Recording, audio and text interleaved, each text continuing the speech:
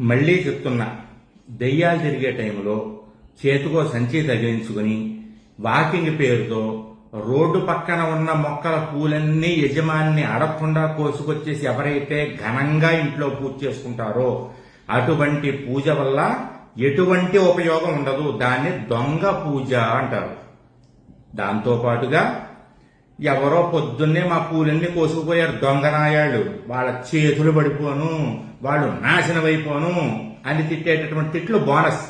దానివల్ల అంతకు ముందు రోజు చేసినటువంటి పూజ పుణ్యం కూడా దేవో దేవర అంతే.